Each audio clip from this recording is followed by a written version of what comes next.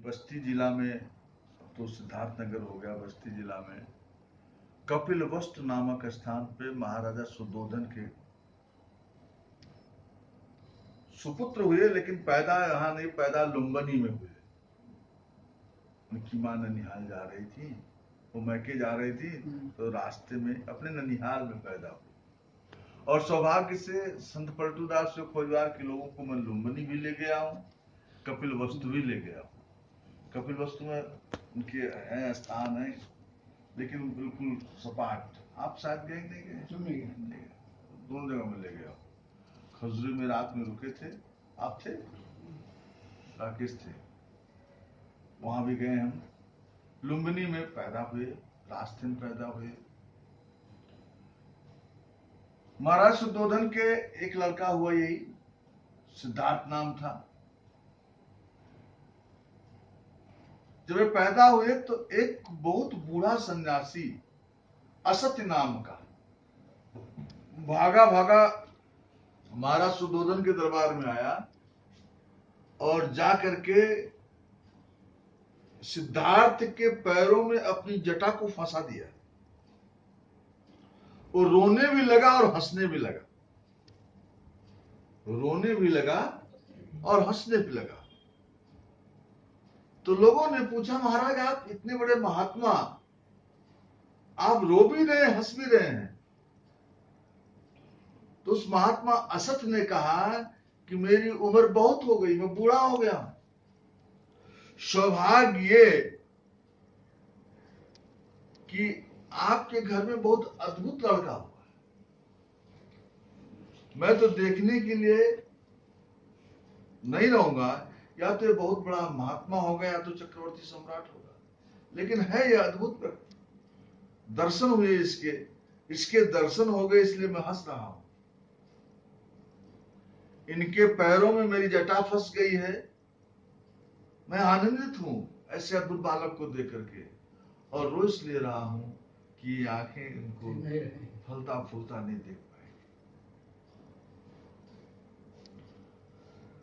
कोदन्ना नामक ज्योतिषी बुलाया गया, देखे, और उन्होंने कहा कि ये वैरागी हो जाएंगे, चक्रवर्ती सम्राट भी होंगे, हो सकते हैं, और वैरागी भी हो सकते हैं, लेकिन संभावना ऐसी की ज्यादा है। इसलिए महाराज शुद्धोधन ने सारी व्यवस्था कपिलवस्तु में, राजघराने में कर दी कि कोई न बूढ़ा दिखे, न कोई बीमार दिखे, न कोई फूल मुरझाया फूल भी ना दिखे। सुंदर सुंदर स्त्रियां, खिले हुए फूल, कुछ भी, ऐसी व्यवस्था में गौतम बुद्ध रखे गए। लेकिन उस बालक सिद्धार्थ होने को कौन टाल सकता है? कहीं निकले, और जो साथ में सारथी था उससे पूछे ये कौन आदमी जा रहा है? कहा ये बूढ़ा है। कहा मनुष्य बूढ़ा भी होता है? तो सारथी ने कहा कि महाराज सब चाहिए कि शरीर बूढ़ी हो जाती है। आगे बढ़े, एक बीमार को खांसते हुए देखा, तो सारथी से पूछा क्या आदमी खांसता बीमार? कहा हाँ महाराज, इस शरीर में रोग भी लग जाते हैं। और आगे बढ़े तो एक लाश जा रही थी, कहा ये क्या है? कहा इस शरीर छूट गई, मृत्यु को प्राप्त हो गया। कहा ये भी दशा होती है? कहा रथ को वापस ले चलो, अब मुझे किसी उत्सव में नहीं जाना है, जीवन के सत्य को जानना है क्या फिर? जब सब बदल रहा है, सब मिट रहा है, जो मरना है, क्यों मर, असली चीज है क्या? मैं वो सत्य जानूंगा। और बेचैनी बढ़ गई। यहां लोग मर्डर कर देते हैं रुपया पाने के लिए, अपने भाई को मार देते हैं हिस्सा पाने के लिए। अभी मेरा ड्राइवर आया, संजय कल बता रहा था कि बाबू यही जब मैं घर बनवाया तो अपने घर को, ये गृह प्रवेश में ठंडी का समय था, मैंने गद्दा रजाई मंगवाया था, बर्तन मंगवाए थे, तो बगल में टेंट हाउस का पंडित है, उसने दिया, बहुत सस्ते में दिया बेचारा, और धोआ करके यहाँ पहुंचाया, टूट गया उसका। बात सीधे आदमी को तो दुनिया, दुकान टूट गई। अब वो जाता है दुकानों पे, पानी भरता है, और पानी भरने के बाद में जो खाने को मिला खा लेता है, चौकीदारी करता है। और इसी फ्रस्ट्रेशन में वो फ्रस्ट्रेट और हो गया, क्योंकि बड़ा लड़का था वो मर गया, छोटा लड़का कुसंगत में हो गया। अब कोई बात हुआ होगा, अपने बाप को पटक पटक के मारा, ऐसा वो चिल्ला रहा था, उसकी पत्नी भी कुछ नहीं कर पा रही। तो आदमी की मानसिकता, लोग नरक भोगते हैं, संबंधों में नरक भोगते हैं, बाप को मारेंगे, भाई को मारेंगे, छीन लेंगे जमीन, चोरी करेंगे, दिन रात यही चल रहा है, क्या पावे क्या कर लें, मन की शांति पाने के लिए, लेकिन नहीं मिलता। डॉक्टर देखते हैं रोज आदमी मर रहा है, लेकिन जितना करप्शन मेडिकल लाइन में शायद ही कहीं हो। फर्जी लगा देंगे, ये भी जांच कराओ, ये भी जांच कराओ, ये भी जांच कराओ, जांच कराओ, पैथोलॉजी से कमीशन आ गया, कंपनी से कमीशन आ गया, हाँ, 1 का 10 डॉक्टर से। तो उन्हें बेहोश है, उन्हें होश नहीं है कि ये मरेंगे, शरीर खत्म होगी, ये धन संपदा खत्म होगी। ये गौतम बुद्ध को आदमी जग जाए, मीरा जग गई छोड़ दी माल को, राम जग गए छोड़ दिए राग माल को, सहजोबाई, दयाबाई सबने छोड़ दिया। बड़े बड़े राजमहल में रहने वाले, क्यों? होश आ गया कि कुछ नहीं है। और जिन्हें होश नहीं आता है, लात खाते रहते हैं, मरते रहते हैं, लूटते रहते हैं। गौतम बुद्ध को, सिद्धार्थ बालक को आ गया कि क्या है, इस जीवन है क्या। जब लौटे तो नई नई शादी हुई थी, घर में बालक भी हुआ था। वो बालक था राहुल। कहे कि हमको फंसाने के लिए, रोकने के लिए राहुल भी आ गया। एक दिन का बालक, उसका मौत। जब रात्र में गए, जिस दिन छोड़ना था इनको, बालक को देखे, पत्नी को देखे, कितना आदमी होश से भर गया होगा कि नौयौना पत्नी और एक दिन के बालक को छोड़ करके, और कहा चलो। सारथी ने कहा, सारथी का नाम था चन्ना, उसने कहा सरकार सोच लें आप।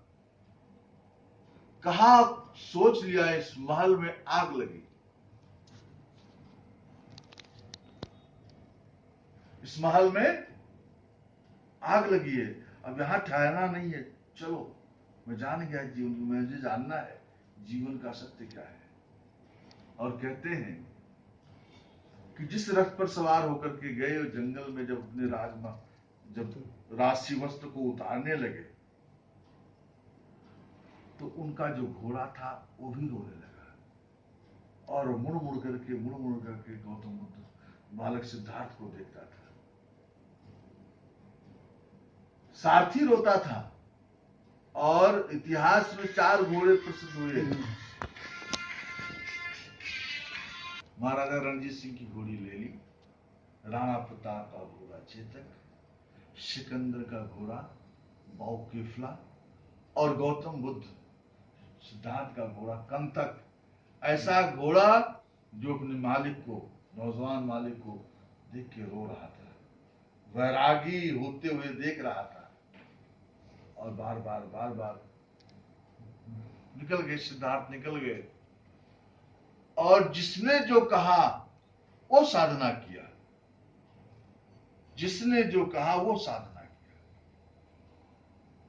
और यहां तक किया कि गुरु ने कह दिया कि अब इससे अधिक मुझे नहीं मिलता है, किसी और गुरु के पास जाए। एक चेला था, तो एक महाराज जी आए, तो उसने कहा मैंने भगवान, उस महाराज जी ने कहा अपना हवा बांधने के लिए गांव में, कि मैंने भगवान को देखा, भगवान से मिला सकता हूं। तो हमारे परिवारिक तरह था एक आदमी वहां पे, कहा बस बस बस अब तू ही गुरु हम चेला, हमने भगवान को देखेगा और फिल्म देखेगा है, फिल्म भगवान मिल जाए देखने के लिए तो क्या दिक्कत, कहा हम चलो महाराज साहब सेवा करेंगे और देखेंगे। अब एक दिन, 2 दिन, 3 दिन, 1 महीना, 2 महीना, विश्वनाथ जी 6 महीना, जब देखो वो छाया की तरह पीछे पड़ा रहा हो। तो उस गुरु ने कहा कि हे भैया तू ही गुरु हम चेला, जौन बताओ जरा बता दिए, हम भगवान भगवान नहीं दिखा पाएंगे, हमार पिंड छोड़ो। जब असली चेला होगा तो गुरु को भी कोई बेवकूफ, गुरु बेवकूफ नहीं बना सकता। बुद्ध ने वो किया, सिद्धार्थ ने वो किया जो लोगों ने कहा, और सिद्धार्थ आए गया लेटे थे, वहां पर निरंजना नदी बह रही थी, उसमें नहाने गए, बिल्कुल उपवास करना, 6 महीने उपवास करो, ये भोजन न करो, ये न खाओ, ऐसे रहो जैसा लोग बताते हैं वैसे किए। शरीर सूख कांटा हो गया, पानी बह रहा था, बहुत तेज प्रवाह नहीं था, उनकी शरीर ठहर नहीं रही थी। बुद्ध ने कहा आज मेरे पास इतनी ताकत नहीं है, मैं बुद्ध बार बार कह रहा हूं, आज बुद्ध पूर्णिमा है, सिद्धार्थ ही नाम था। उन्होंने बार बार कोशिश किया कि मैं तैर करके निकल आऊं, लेकिन इतनी शक्ति नहीं थी कि वो पानी से, हल्के से पानी के प्रवाह में वो बाहर निकल सकते। तो उन्होंने कहा कि इस जीने से अच्छा है कि मर ही जाए। एक बुढ़िया ने कहा किसी तार को अधिक कस दोगे तो भी नहीं बजेगा, ढीला छोड़ दोगे तो भी नहीं बजेगा, मध्य में चलिए। लेकिन जब देखा सिद्धार्थ बालक ने कि मेरे पास इतनी शक्ति नहीं है, सब करके मैं हार गया, तो कहे मर जाना ही अच्छा है, अपने को छोड़ दिया, बिल्कुल उस वट वृक्ष के नीचे, पीपल के वृक्ष के नीचे, और कहते हैं उसी रात घटना घट गई। उसी रात वो बुद्ध हो गए, सूरज की किरणें आई सुबह और उनको ज्ञान हो गया।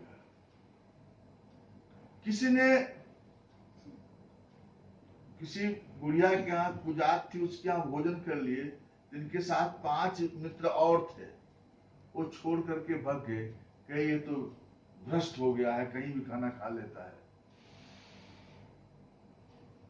प्रभारी जी तो मैं हड्डी जब सीधी रहेगी ना तो चैतन्य रहोगे, जब ऐसे ढीले हो जाओगे तो नींद आएगी।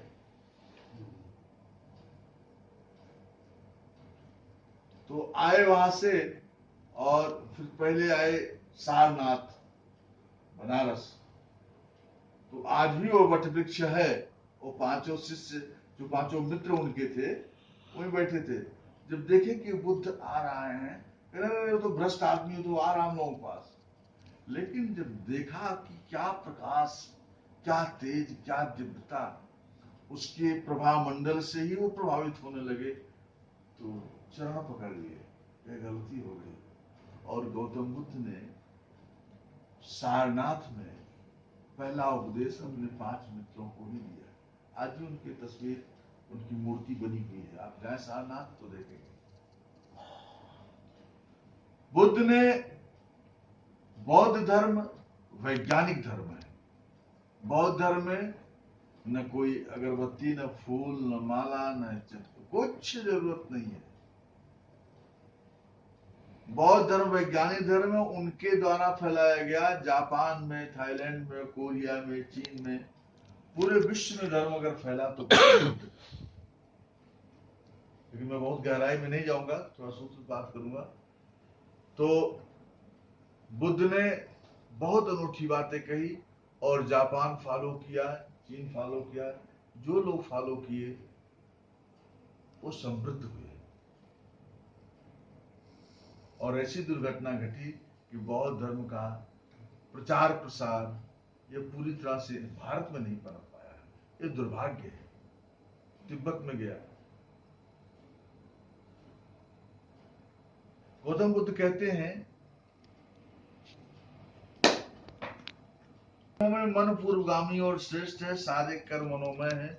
जब मनुष्य मन में बुराई रखकर बोलता और कर्म करता है तब उसके पीछे दुख वैसे लग जाते हैं जैसे गाड़ी खींचने वाले जानवरों के पैरों के पीछे उसके पहिए। बड़े ध्यान से सुनिएगा, बहुत ध्यान से सुनिएगा। मन ही हर कर्म की जड़ है। आपने देखा कि जब बैलगाड़ी चलती है तो बैल चलते हैं, उसके पीछे पहिया चलता है बैलगाड़ी का, तो पहिए का चाक का निशान बन जाता है। ऐसे ही जो भी कर्म आप करेंगे, अच्छा करेंगे तो ठीक है, बुरा करेंगे तो उसका फल आपको मिलेगा, उससे कोई बच नहीं सकता। लेकिन सबका अगुआ मन होता है। मन में ही किसी के पैदा हुआ तो बनारस हिंदू विश्वविद्यालय बन गया, मन में ही पैदा हुआ तो बड़ी बड़ी संस्थाएं बन गई, बड़े बड़े मंदिर धर्मशाले बन गए, और मन में ही हुआ तो गौतम बुद्ध की जो लाइब्रेरी थी नालंदा विश्वविद्यालय का, बख्तियार खिलजी ने जला दिया। सब कर्मों का जो भी होता है वो मन पहले करता है। तो अगर आप गलत कर्म आज बीज डाल देंगे गलत का, तो निश्चित रूप से उसका परिणाम आपको भोगना होगा, कोई और नहीं भोगेगा। इसके विपरीत कहते हैं कि सभी कर्मों में मन पूर्णगामी और श्रेष्ठ है। जब मनुष्य प्रसन्न एवं स्वच्छ मन से कर्म करता है तो सुख उसके पीछे वैसे ही आता है जैसे मनुष्य के पीछे उसकी छाया चलती है। आज जो कुछ आप है अपने कर्मों के नाते, कोई किसी का जिम्मेदार नहीं है। इसलिए मन में कभी भी गलत बीज मत डालो। आज नहीं तो बाद में उसके दुष्परिणाम आएंगे, इसे कोई रोक नहीं सकता। गलत करोगे और अच्छे कर्म करोगे तो उसके परिणाम आएंगे। मुझे गाली दी, मुझे मारा, मुझे हरा दिया, मुझे लूट लिया, ऐसा मानकर जो मन में शत्रु भाव को गांठ बांध लेता है उसका बैर कभी शांत नहीं होता। कभी वोट मांगने गए हैं आप लोग? प्रधानी का वोट मांगो जरा गांव में जाके, तो कहेंगे कि आज के भैया 4 साल पहले आपके हम गए मांगने ने, फलाने पेड़ के नीचे हमको डांटा था, आपकी गाय हमारे खेत में खा ली थी। बाप दादा की बातों को याद रखते हैं, और मजे की बात लोग ललकारते हैं कि मैंने गांठ बांध लिया है, बदला जरूर लूंगा है? उसने मुझे गाली दिया है, इसका बदला लूंगा, उसने मुझे अपमान किया, बदला लूंगा। जिसके मन में वृत्ति आ जाएगी उसका वैर कभी समाप्त नहीं हो सकता, उसकी दुश्मनी चलेगी। कहते दिन भैया सब कुछ बढ़िया लेकिन मन में गांठ पड़ी है, उसका वैर कभी समाप्त नहीं हो सकता। मुझे गाली दी, मुझे मारा, मुझे लूट लिया, ऐसा शत्रु भाव जो अपने मन में नहीं रखता। छोटे बच्चों को देखा है, मार दो, डांट दो, रो लेंगे, फिर प्रसन्न होकर आपकी गोदी में आ जाएंगे। सरल बच्चे जब हो जाते हैं तो कुछ भी फिर से हो जाएंगे, लेकिन जैसे जैसे आप बड़े होंगे मन जटिल हो जाता है। आपके इमिलिया तक कौन गांव है ये? रामनगर के 2 परिवारों में मैंने सुना है मर्डर पे मर्डर, मर्डर पे मर्डर, ऐसे हर जगह है, बहुत जगह। किसकी लड़ाई है? किसने किया मैं बदला लूंगा, उसने किया मैं बदला लूंगा। तो गौतम बुद्ध कहते हैं कि संसार में शत्रुता रख करके के भी शत्रुता नहीं मिटती, बैर से बैर कभी समाप्त नहीं हो सकता। आप कीचड़, किसी ने मारा, एक फावड़ा कीचड़ फेंका तो आप बड़े गुस्से में आए, 2 फावड़ा फेंके, फिर उसने 3 फेंका, फिर 4। कीचड़ से कीचड़ कभी धुलता नहीं है, शत्रुता से शत्रुता। देखिए, मन में आपके जहर आ गया, मेरे मन में आ गया तो मैं भोगूंगा, आप नहीं भोगोगे। लोग सोचते हैं कि मैं क्रोध में, मैं जहर मेरे अंदर भरा है तो मैं, आप सुखी नहीं हो सकते। बैर से बैर समाप्त नहीं हो सकता। क्यों होता है? क्योंकि जो मैं होता, अहंकार होता है, वो कुचल देना चाहता है। मैं बड़ा कि तू, भाई भाई में लड़ाई होता है, बाप बेटे में होता है, परिवार में होता है, किस चीज की लड़ाई होती है? आपसे बताऊं, मैं क्योंकि आजकल मैं गुरुदत्त की बायोग्राफी पढ़ रहा हूं, 3-4 किताबें मंगाई। गुरुदत्त बहुत बड़ा डायरेक्टर, हीरो, उसकी पत्नी लता मंगेशकर से ऊंची गायिका थी, उसमें सुपर टॉप गायिका थी। किसी ने कह दिया, देखिए मन पर देखिए, मन का बीज, किसी ने कह दिया गुरुदत्त से कि तुम अपनी पत्नी की कमाई खाना चाहते हो, पत्नी ऊंची है, पैसा कमा रही है। शादी हो गई तो गुरुदत्त ने कहा मैं तुम्हारी कमाई नहीं खाऊंगा, तुम गाना गाना बंद करो, तुम केवल मेरी फिल्मों में गाना गाओ। अब एक ऊंची कलाकार, उसका शौक, उसको लगा कि नहीं, ये हमारी प्रतिभा को दबा रहे हैं, मैं गायिका हूं, हमसे बाद में आए हैं, उसको ईगो हो गया और इनको ईगो हो गया, मैं डायरेक्टर हूं, अहंकार मन में मैं आ गया। फिर उनके जीवन में वहीदा रहमान हीरोइन आ गई, फिल्मों में लेने लगे। अब इस महिला के अंदर इस, क्यों हमसे गाना गाने से रोक रहे हैं, क्यों बाहर जाने से रोक रहे हैं, क्यों चौका बर्तन कराना चाहते हैं? वो इसलिए कि इनका संबंध इस हीरोइन से हो गया। उसके मन में शक पैदा हो, और शक यहां तक हुआ कि किसी दूसरी महिला के नाम से पत्र भेज करके भिजवाई, लिखवा करके कि फला जगह मिलो, और पीछे पीछे जाकर के देखती थी कहीं इनसे संबंध तो नहीं है। और अरबपति आदमी, पैसे से भरा हुआ समृद्ध आदमी, तनाव से भर गया, इस काम में उस काम में, और अंत में गुरुदत्त ने आत्महत्या कर ली 39 साल की उम्र में। फिर उनकी पत्नी, जब पति मर गया तो मुंबई में घर से 3 बच्चे थे, स्टेजों पे गाने लगी, किसी तरह से कमाने लगी, दारू पीने लगी, शराब की मात्रा अधिक हो गई, जाती थी गाने तो कार में लड़खड़ाते हुए जाती थी। बच्चे के अंदर भी कुछ गलत बात आ गई, बड़ा बेटा, वो भी आत्महत्या कर लिया। और स्वयं भी कच्ची उम्र में 7 साल बाद वो लीवर कैंसर से वो भी मर गई। क्या हुआ? परिणाम क्या हुआ? मन में क्या बीज पड़ा था? दोनों झुक गए होते, दोनों प्रेम से रहे होते, क्यों पतन? जो पतन होते हैं, जो मिटते हैं। अच्छा, मजे की बात है, देखिए, हमें आप में बैर है। हमारे गांव में जब लड़ाई होती थी तो कुछ लोग ऐसे होते थे, ललकारते थे,